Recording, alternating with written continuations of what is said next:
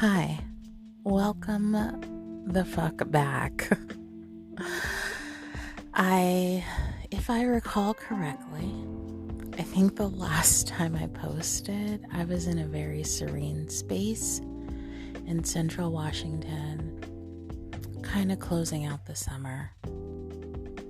Well, now I'm back in rural Arizona at home, and it's been a damn journey.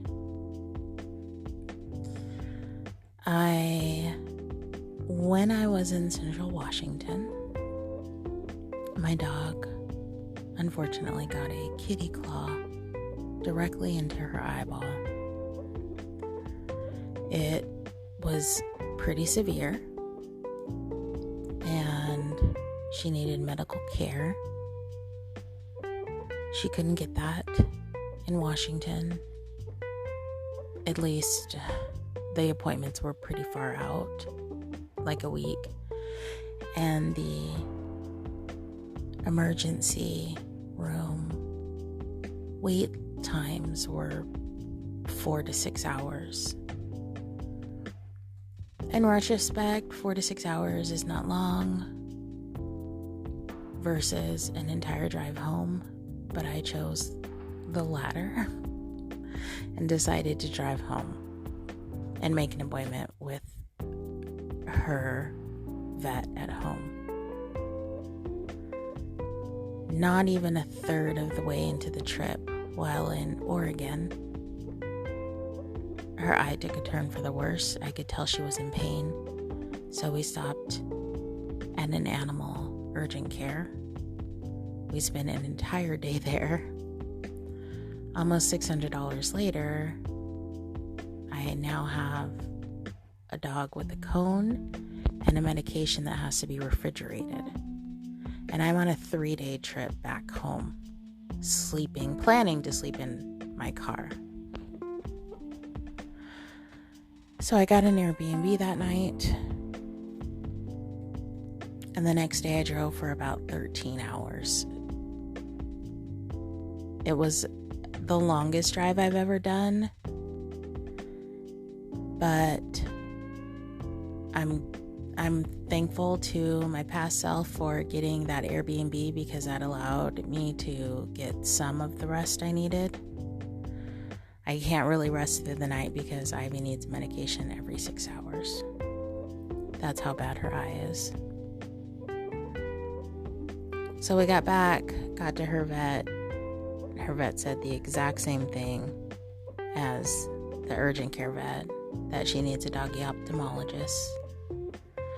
Of course, we don't have those. I mean, we don't even technically have a vet here. I have to drive an hour away to a bordering state for veterinary services. But a doggy ophthalmologist is far. So the closest one is 2 hours away. And just to be seen there is $270. I'm already $800 in on vet bills because there was another $200 at her vet here. In the midst of all of this, my car doesn't start. Yeah. While I'm waiting for the dog at the vet, I decided to go run some errands. And I got back into my car and it didn't start. That was a tough day. That was a pretty tough day. I made it. I made it through, but it was a tough day. And I am very grateful that there is someone kind of watching my back, and they helped me with the car situation. So the next morning I took my car in, and it needed, luckily, something very simple, a new battery. This person made the appointment, paid for it on their account. It was amazing.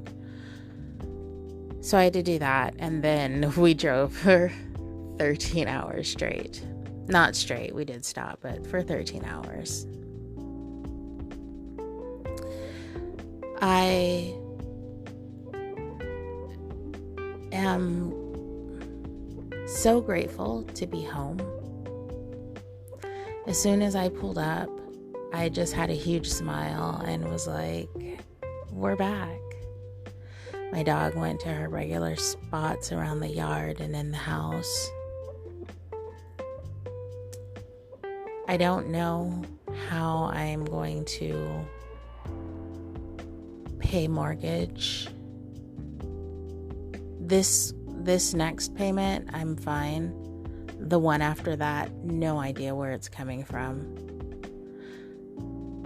I've given myself a few days grace of just doing nothing. In fact, I forced myself not to tell anybody here that I was back for 24 hours.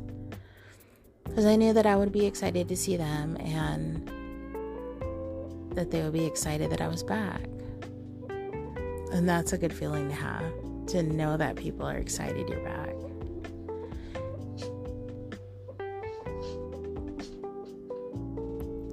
But after this couple of days of rest, I really am going to have to hustle because this summer has taken a massive financial toll on me.